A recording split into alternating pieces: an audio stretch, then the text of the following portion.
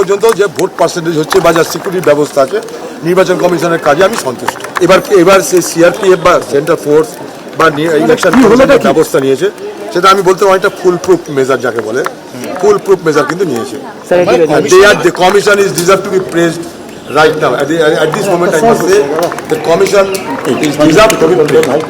দেখুন, হতে পারে এটাও স্ট্র্যাটেজি বিক্রম, কিন্তু আমি বলছি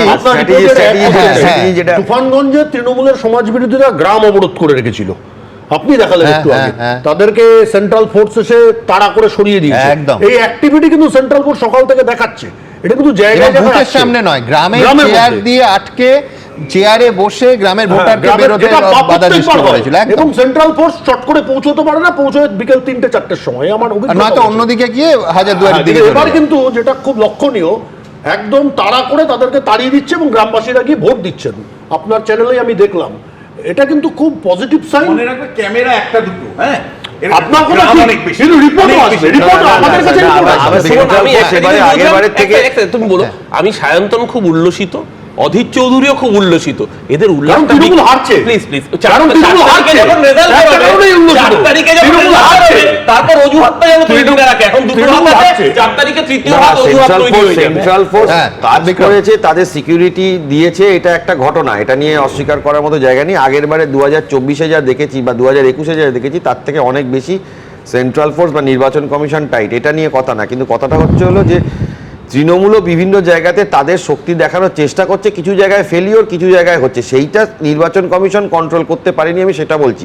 কারণ গণতন্ত্রে এখন যেটা আপনারা দেখাচ্ছেন এইটা কিন্তু কাম্য না, আরো স্ট্রংলি কিন্তু এগুলোকে ডিল করা উচিত। ঠিক, এটা শূন্য, অন্য রাজ্যে এগুলো হয় না, খুঁজে পাওয়া যায় না। ক্ষমতায় থাকবে আর এগুলো হবে না, হতে পারে। তৃণমূল জল ছাড়া মাছ বাঁচে না, ভোটে রিগিং ছাড়া তৃণমূল বাঁচতে পারে না। তবে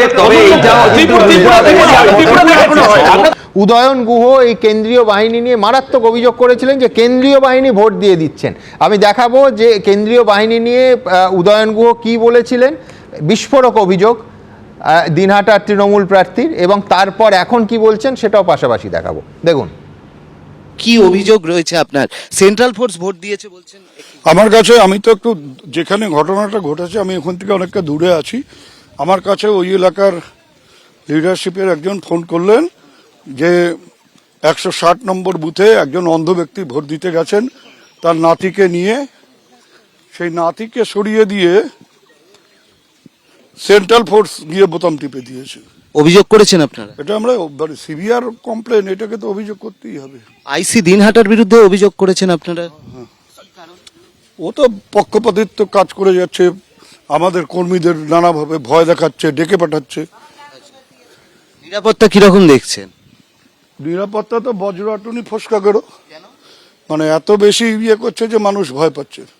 60 নম্বর বুথের ব্যাপারে যে খবরটা আপনাদের দিয়েছিলাম, সরি ওটা পুরোপুরি মানে ঠিক নয় আর কি। ওখানে সেন্ট্রাল ফোর্সের একজন জওয়ান, সে ওই অন্ধ ব্যক্তিকে নিয়ে ভেতরে ঢোকার যখন চেষ্টা করেন, সাথে সাথে প্রিসাইডিং অফিসার ওনাকে না করে দেন যে আপনি ভেতরে ঢুকবেন না। পরে উনি অন্যকে নিয়ে ভোট দিয়েছেন। এবিপি আনন্দ, এগিয়ে থাকে, এগিয়ে রাখে।